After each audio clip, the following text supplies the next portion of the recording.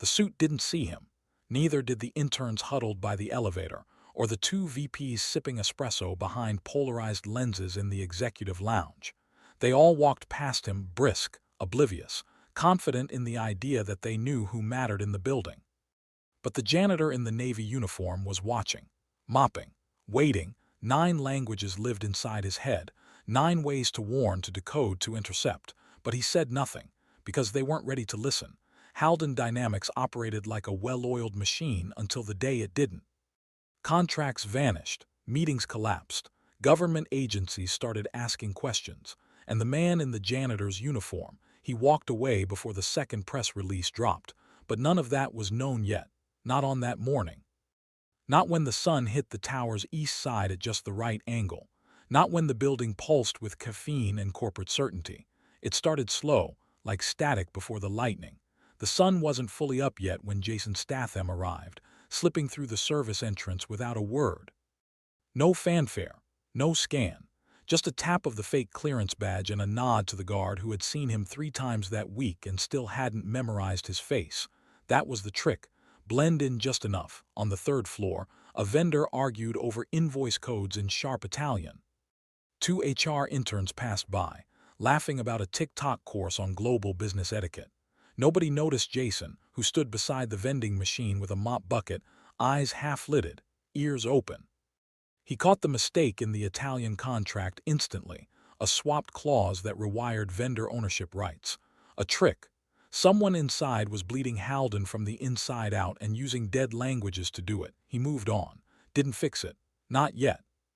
Down in the lobby, a man crouched by the open door of a black SUV, smirking. One finger pointed toward Jason, curled in mockery.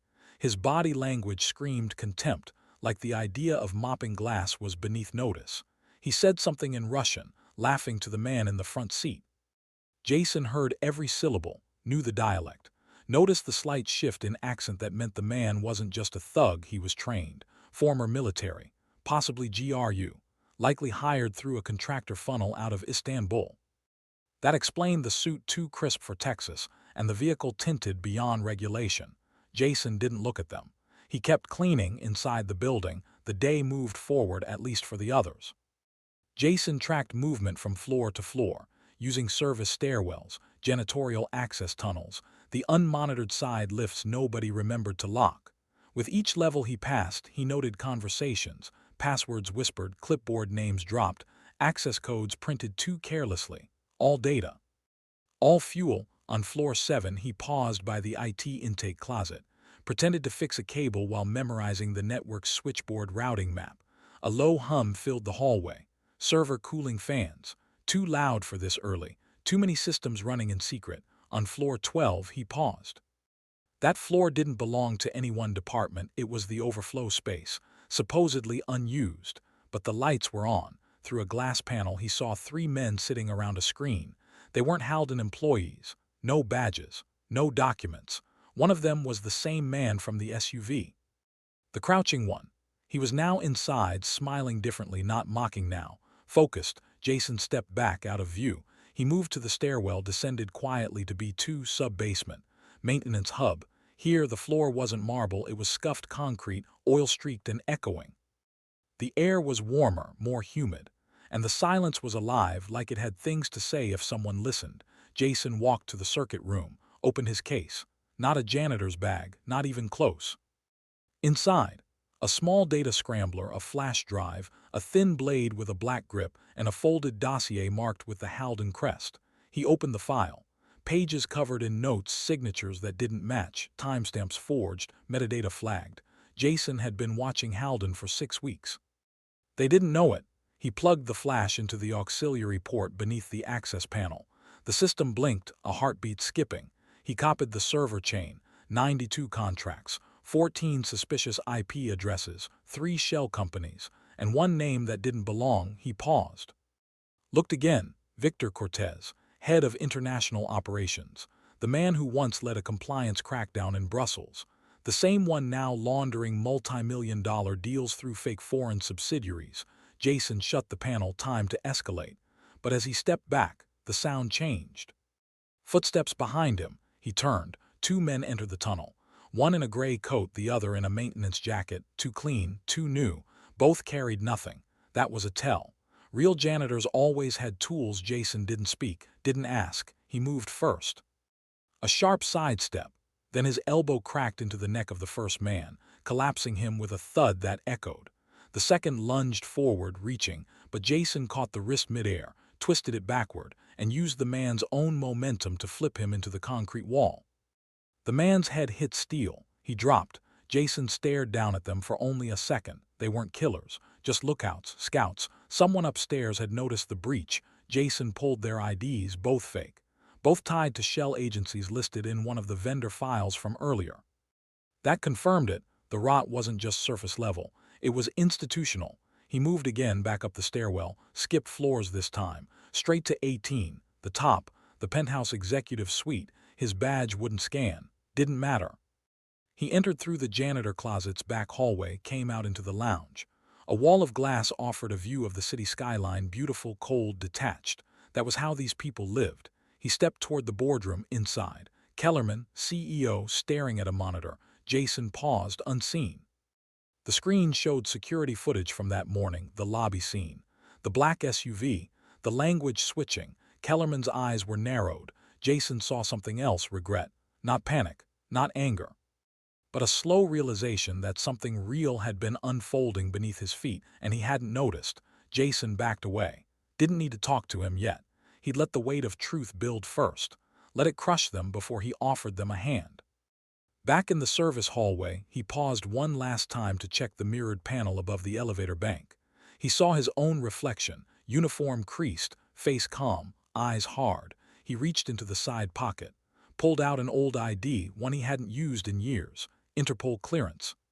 He looked at it for half a second, then tucked it away. Not yet. Downstairs, the SUV was still parked. The man who had mocked him earlier was now on a phone, pacing, tense. No more smirking. No more finger-pointing. Jason stepped back into the elevator, pressed B3. There were still files to burn. But first, let them sweat. Let them wonder how they missed it. Let them remember the janitor they never saw, the one who spoke 9 languages and came to shut everything down. The elevator ticked downward like a sinking clock, floor numbers sliding past with sterile indifference. Jason Statham stood alone, motionless, the yellow overhead flickering against the scuffed steel walls. Somewhere above, executive voices were whispering his name without knowing they were. Somewhere below, a system built to hide was beginning to collapse from the inside. When the elevator dinged open on B3, the air felt different, cooler, damper, untouched. B3 wasn't for janitors or staff. It was storage for disused systems, emergency generators, archive servers, the kind of tech buried deep enough no one remembered the last time they checked it. Perfect place to hide things. Or bury them. Jason stepped into the dim corridor, the thick concrete swallowing his footsteps. His eyes adjusted fast. To the right, rusted utility pipes. Ahead, a locked security door with dust patterns on the floor that didn't match the rest of the traffic. Someone had been here recently. He reached into his uniform, pulled a flat card the size of a hotel key. Slid it across the lock sensor, no click. He didn't wait, 3 precise steps back, then a sharp boot to the latch. The door gave, not loudly, just enough. Inside, the room felt like silence with teeth. Old servers blinked on standby. Crates of outdated routers lined the back wall. But it wasn't tech that mattered. It was the folder taped to the inside of the fuse cabinet. He peeled it off, flipped it open. Inside were contracts stamped with Halden seals but not logged in the mainframe. All tied to vendor fronts routed through Luxembourg, Sao Paulo, Nairobi. Legal signatures traced back to names Jason had already flagged in his dossier, and in the margins, handwritten notations in 3 languages, Arabic, French, and German, with subtle mistranslations that Jason caught instantly. He smiled to himself. Someone had tried to use language as a weapon, but they hadn't expected a ghost fluent in all of them. He folded the file, slid it into his satchel, and reached for his earpiece. Nothing. Scrambled, of course. B3 was shielded, no signal bleed, no surveillance. That worked both ways. As he turned to leave, a subtle hum touched the air. Not mechanical. Footsteps faint and soft. Not careless, trained. Jason moved first, ducking behind the old power cabinet. 2 shadows entered the room, slicing through the silence like blades. one taller with a tactical walk, the other slimmer, slower. Both armed, weapons drawn but low. They weren't here to search. They were here to finish something.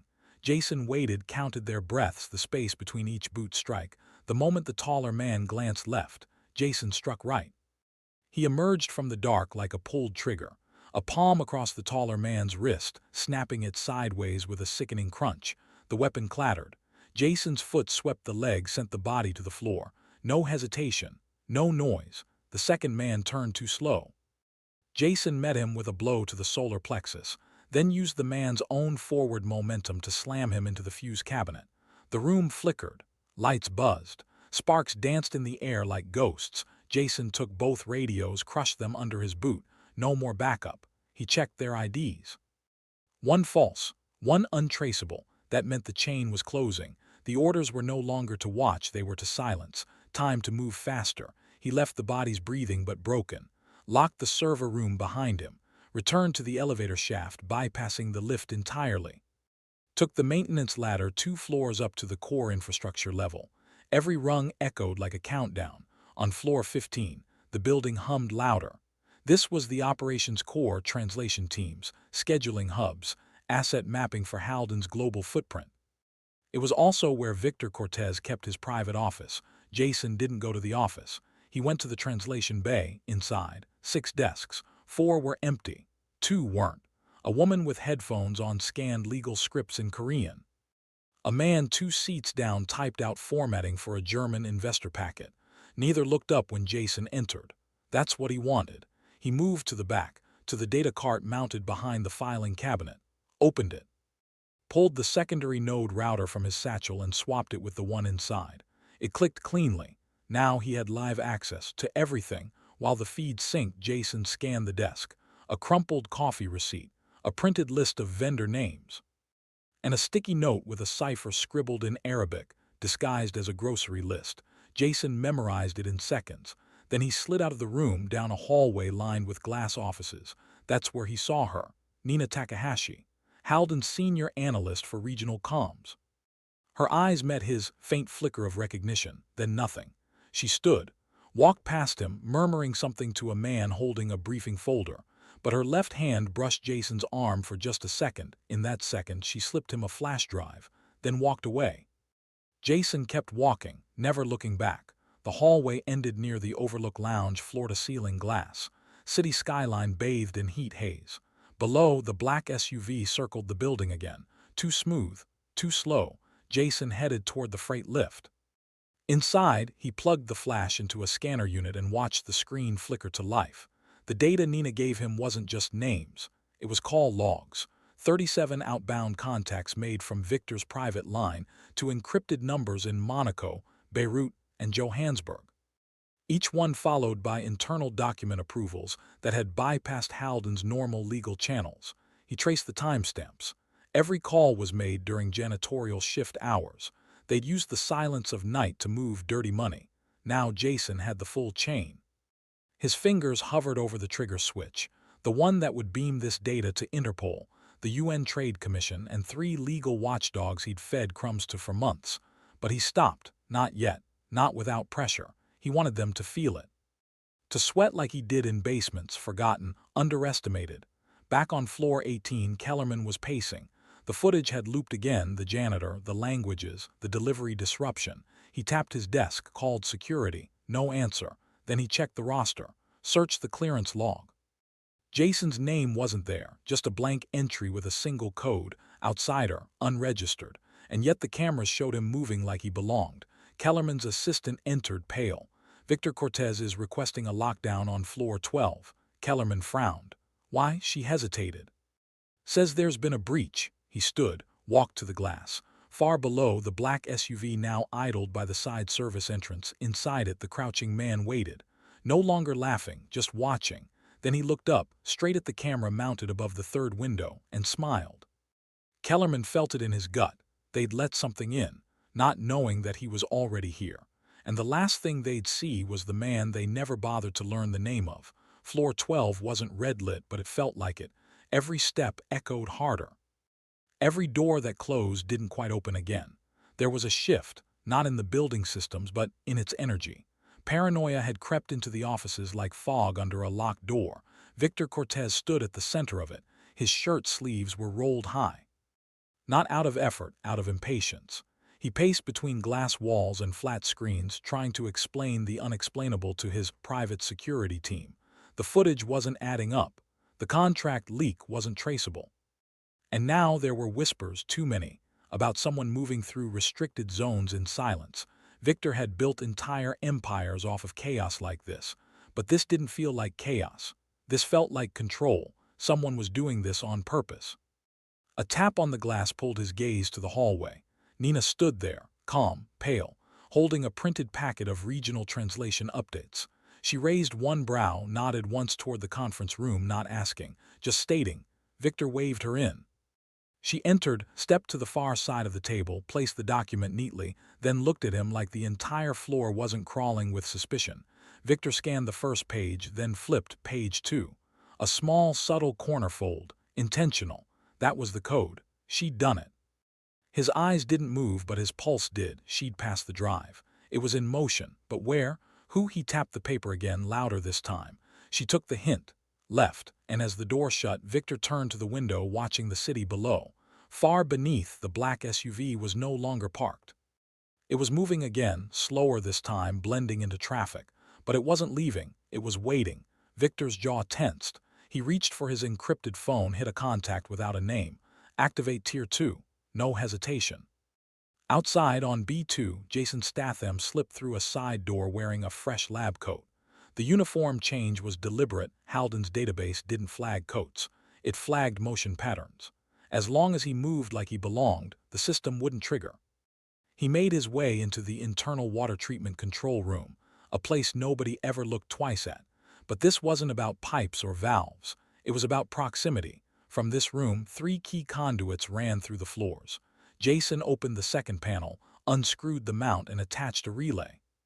He was now listening to the entire building, every phone call, every whispered order, every encrypted ping from Victor's war room. The first voice came through sharp, someone from logistics, confirming Nina had delivered the flash. Good. The second was Victor. Low. Controlled. There's a file on him now, but it's mostly blank. Jason smirked to himself. They were still trying to name him, still trying to pull records from databases he'd erased years ago. That's when the breach alert pinged. Jason's implant, not part of Halden, not part of anything public, registered an override request. Someone had accessed the freight records, and they'd tagged one name, Nina Takahashi. Jason moved. He exited the control room, slid through the corridor, and reached the fire stairwell before the override completed. He took the stairs 3 at a time, moving fast but quiet. Floor 10, then 11, then 12. He reached the translation bay just as security agents stepped inside. Too late. Nina was already gone. All that remained was an empty chair, an untouched keyboard, and a warm coffee cup. But Jason didn't check the room. He moved past it, straight to the second copy node Nina had once shown him, hidden in the vent port behind the records cabinet. He opened it. Empty. Which meant she'd gone rogue or been taken. Either way, the pressure was shifting, and Victor knew it. Jason climbed again, this time, past executive levels, through a duct Jason himself had helped install years ago under a different name.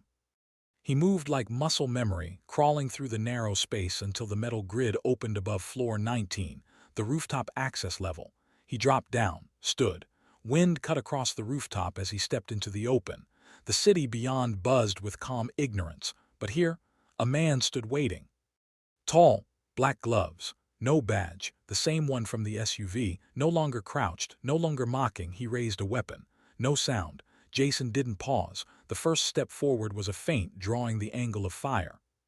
The second was a hard cut left, enough to hit the pipe wall and ricochet back into close distance. The man fired. Too late. Jason hit the gun arm, slammed it upward. The shot went wide. A second twist, the elbow cracked. Then Jason used the man's own vest strap to pull him off balance and drive his knee into the man's sternum. They hit the rooftop wall hard. Jason ripped the weapon free, disarmed the mag, and tossed the whole thing over the edge. No need for noise now. The man stumbled, coughing, trying to speak. Jason stepped close, took one photo from the man's pocket, a printout. It was him. Jason caught on lobby cam. Time-stamped. Marked terminate on site. He looked at the man, then walked away. Behind him, the man gasped. But Jason was already gone, back into the building, descending the rooftop stairwell, floor 18. Kellerman was still in his office, unaware. Jason reached the outer hallway, entered the glass corridor behind the executive suite. He stepped into the conference room from the back like he belonged. Kellerman turned, startled, just barely. Jason placed the flash on the table. Nothing said, nothing needed. Kellerman sat slowly. Jason turned the monitor toward him. On the screen, voice logs, Victor's calls, the contract schemes, the internal whistleblower wipe, the entire conspiracy laid out in languages Kellerman couldn't even pronounce. Jason walked to the door, paused, then looked back. Kellerman asked no questions. He knew. And outside the room down the hallway, Victor Cortez stepped into the hallway with 2 security agents. Too late, too confused, Jason had already vanished into the crowd of interns at the elevator. Just a man in a plain suit, no name tag, still unseen. But this time, they'd remember him. Jason Statham was already off camera when the building's internal security system triggered its silent alarm. The code pushed through at exactly 11:07 a.m., pinging half a dozen terminals on floor 6, 9, and 12, but not floor 18. That was deliberate. Victor Cortez didn't want the CEO warned. Not yet. In a control booth 2 levels below the roof, a technician squinted at looping surveillance footage. Someone had scrubbed the timestamps. There was no record of Jason's movements after 10:52 a.m. Even though half the building had seen a man in a janitor's uniform shift into a lab coat, then vanish, Victor stood behind the technician now, his voice flat. Seal off service routes, all of them. The tech hesitated. That includes emergency corridors, sir. Victor didn't repeat himself. Outside the control room, 2 agents were already moving, not building security, not local police. These men carried badges no one questioned and wore earpieces connected to something much higher than Halden's org chart. Their orders were silent and absolute. They weren't searching for Jason. They were preparing to clean up after his body hit the floor. But Jason wasn't hiding. He was moving, 3 levels down, past the translation office, through a private archive hallway with lighting too dim for full visibility. Jason crouched beside an air duct grill. From his coat pocket he pulled a photo, Nina, taken from a drone still frame 3 days ago. Same jacket, same walk, but this one had a red marker across the lower edge. Asset compromised. He flipped the photo over, an address, level 4, room 4C, not a room listed on the Halden directory. Jason moved. The stairs were guarded, the elevator flagged, but the fire escape, still unpatched. He entered floor 4 through a boiler chute built for maintenance techs in the 90s. It smelled like oil, paper, and rusted electricity. No one monitored it anymore. Nobody cared what lived beneath the high-gloss floors and CEO walkthroughs. Room 4C was near the central HVAC core, an old comms closet converted years ago into storage. Jason reached for the handle, locked. He didn't pick it, he broke it. The door creaked open. Inside, Nina sat in a metal chair. Hands tied but upright, no panic in her face. Not yet. She looked up, eyes focused. Relief flickered barely. Jason stepped forward, sliced the zip cuffs with a blade no larger than a pen cap. She winced once, then nodded. They didn't speak. She pulled a drive from inside her sleeve, placed it into his palm. The final chain. Hard data. Names, transfers, voice matches, timestamp overlays. It was enough to take down Victor and maybe 3 board members with him, but it wouldn't matter if they didn't get out. Jason helped her stand. She moved with a limp, probably the result of being dragged. He scanned her once. No bleeding, no bruises visible. Good. Then the sound came, footsteps. 3 pairs, heavy, synchronized, not hallway footsteps, tactical. Jason grabbed a pipe wrench from the corner of the room, handed it to Nina. He didn't expect her to fight. He just knew better than to leave people empty-handed.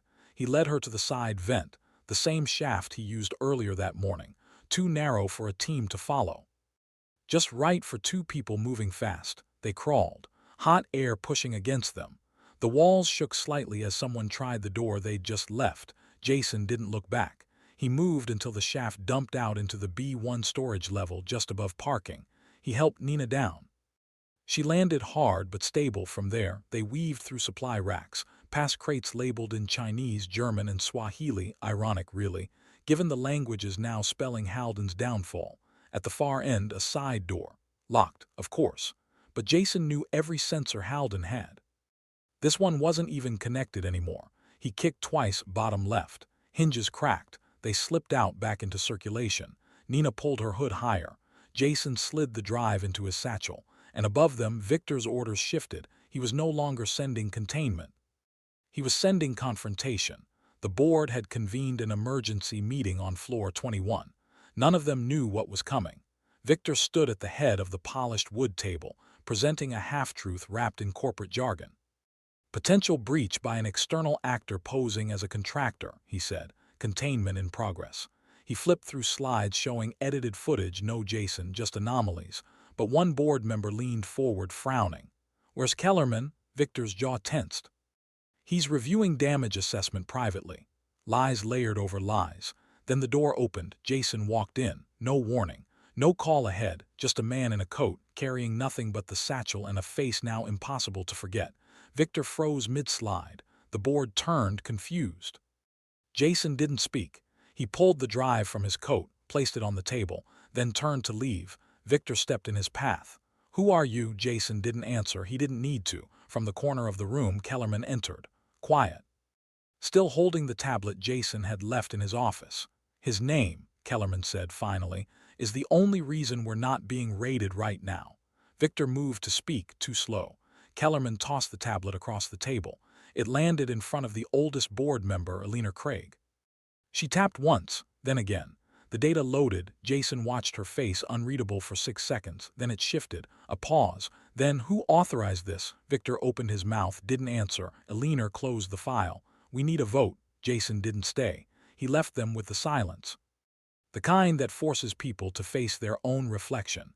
By the time he reached the service corridor again, the building had changed. Not in structure, in weight. People looked up now, watched him move. Some whispered. Others simply moved aside. And the agents who had been waiting by the north lift gone. Orders changed. Too late now. Jason stepped outside into the sunlight, Nina beside him. No cameras followed, but the memory would. Halden had just been cracked open from the inside. By the janitor they never looked at. By the polyglot ghost they couldn't track. And now he wasn't hiding anymore. The first leak came just past 6 o'clock a.m. Not from Jason. Not from Nina. Not from Kellerman. It came from someone inside Halden, anonymous, efficient, deliberate. A PDF attachment with a subject line. Contract ghosting. Internal sabotage report. It landed in the inboxes of 6 journalists across 3 continents and a single whistleblower blog that didn't miss anything that smelled like power abuse. By 7:23 a.m., Halden's name trended on social feeds. By 8:01 a.m., their stock dipped 3.4%. By 8:17, news anchors were saying words like fraud, shell companies, and ghost assets. And by 8:46, a reporter stepped through Halden's front lobby with a camera crew. Victor Cortez was already on floor 20, screaming into a phone. His voice never cracked, it calcified. Find who leaked it, trace the nodes, burn the backups. His hands shook, but not from fear, from loss of control. Everything he'd architected, every bribe, contract, false node, and quietly shifted decimal was unraveling in real time. And it was all linked to one name. A name no one could agree on. Some called him a janitor. Some said he was ex-military. Some whispered Interpol, CIA, MI6. The building didn't know who he was. They only knew what he'd done. On the ground floor, Jason Statham stood near the revolving door. He wasn't hiding anymore. His clothes were plain. His posture wasn't aggressive. But nobody stepped close. Security hovered. Uncertain. Legal teams passed by with folders clutched tighter than usual. HR avoided eye contact entirely. He moved to the atrium, the central spine of the tower, glass elevators rising and falling in silence. His reflection cut sharp through each surface, no longer blending in. Everyone noticed him now, but Jason wasn't interested in being seen. He was watching the others. That's when Kellerman approached. No guards, no fanfare, just a CEO whose face hadn't slept. He nodded once. Jason followed. They walked to the east wing, into an unused department space cleared for renovations. No furniture, just exposed concrete, drywall, and the hum of unfiltered air ducts. A quiet place, clean, honest. Kellerman pulled out a chair, sat. Jason remained standing. The silence stretched. Then Kellerman spoke slowly, clearly, but never asking anything directly. He said the board had called an emergency session, that Victor hadn't shown, that Alina Craig was demanding a criminal inquiry, that the legal team was drafting statements but wouldn't release anything without Jason's consent, because whether they liked it or not, he was now the center of the storm. Jason watched the city through the broken window frame, didn't flinch, didn't speak. Kellerman continued, said there were media requests, CNN, Reuters. A documentary pitch already floated from a French channel. People want your story, he said. Jason didn't move. Kellerman paused, then quietly added, or you can disappear again. We never saw you. You were never here. Jason turned, just slightly, then looked down at his own hands, rough, calloused, used to holding weight the world didn't care about. Hands that had mopped floors under fake names while listening to meetings that changed international policy. He shook his head once. Not to deny, to end the moment, he walked out, back into the building, this time with intent. Halden's media team issued a press statement at 10:12 a.m. Clean, sterile, full of neutrality, but none of it mattered. Because someone, maybe Nina, maybe not, posted the original lobby footage online. The video of Jason calmly switching between Mandarin, Spanish, and French, directing confused visitors, diffusing a logistical mess with 9 words in 9 different tongues. No caption, just the footage. It hit 500,000 views in 2 hours, then 1 million, then 5. The janitor in the video didn't raise his voice, didn't wear a badge, he just fixed things. By noon, major outlets were digging deeper. Reddit lit up with theories. Twitter spat out labels like polyglot ghost, janitor genius, corporate sleeper cell. But inside Halden, the silence shifted again. Nina was back at her old desk, not working, just watching. People passed her differently now. Some nodded, others avoided her completely. But no one laughed anymore. The translation department doubled in size that afternoon. Interns with passports now got priority. Cultural training requests spiked.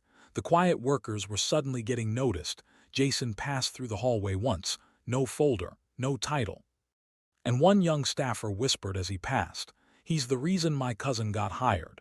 Jason didn't react. He kept walking. On floor 16, Victor Cortez met with 2 men in a glass room, too clean, too formal. They wore suits that didn't breathe and watches that didn't tick.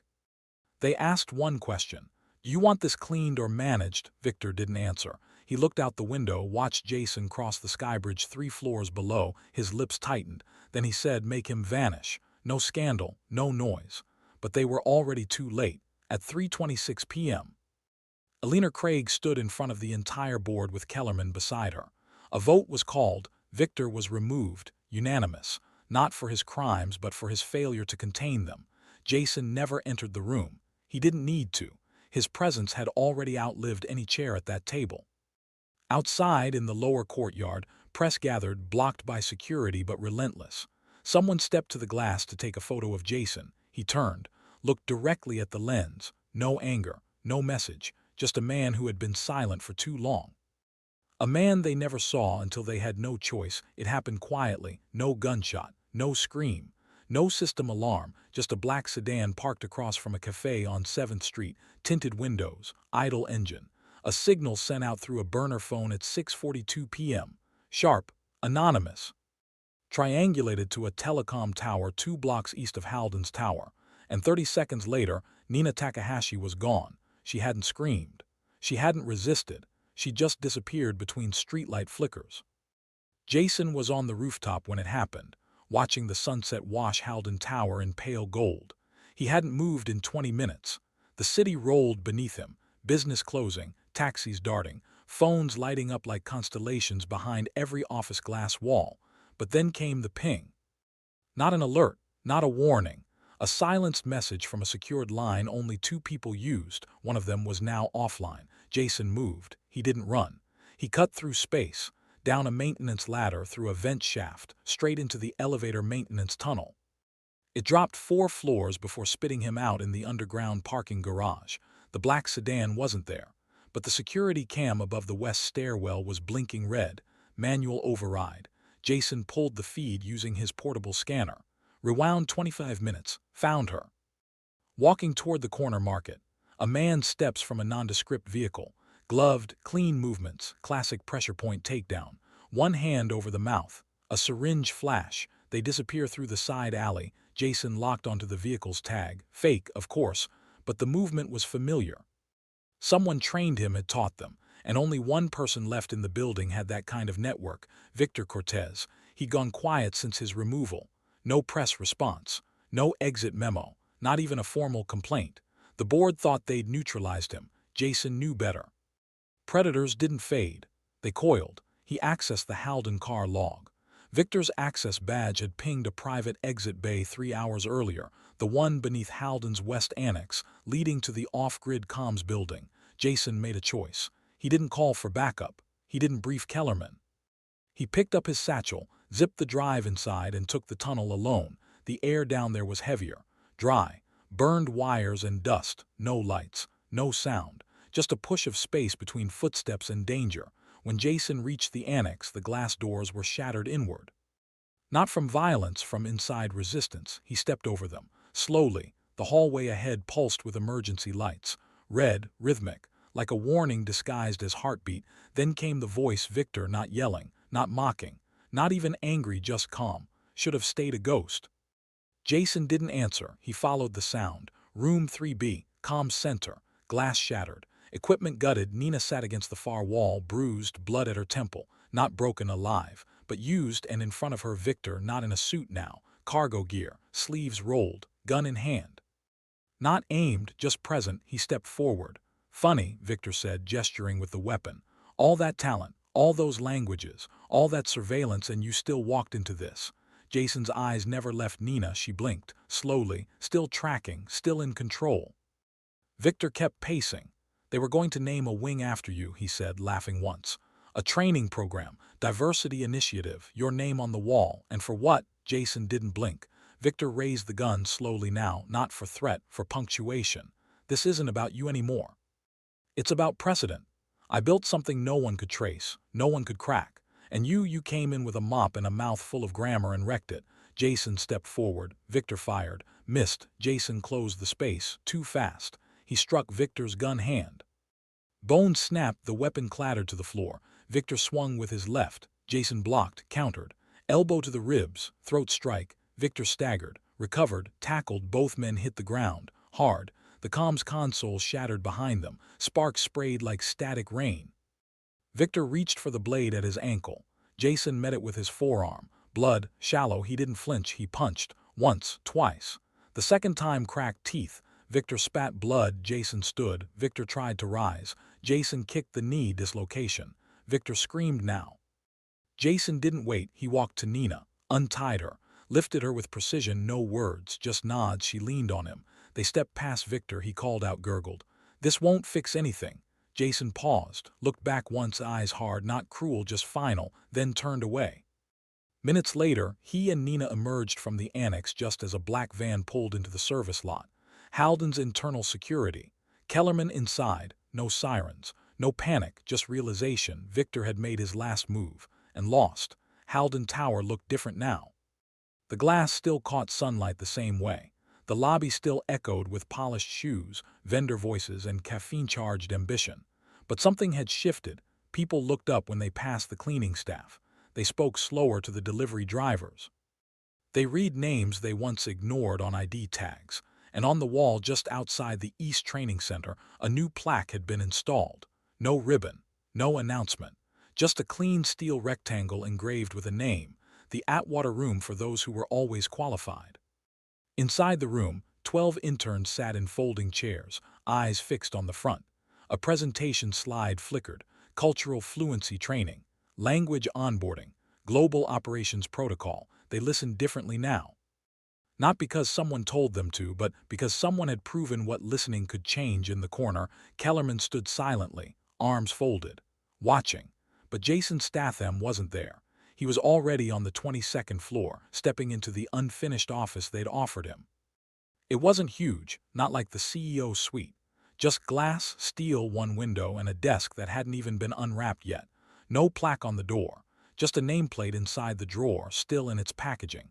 Jason Statham, Director of Global Internal Intelligence. The role didn't exist before him. Now it was his. But Jason stood at the window, hands in his coat pockets, and didn't unpack anything. Nina entered behind him.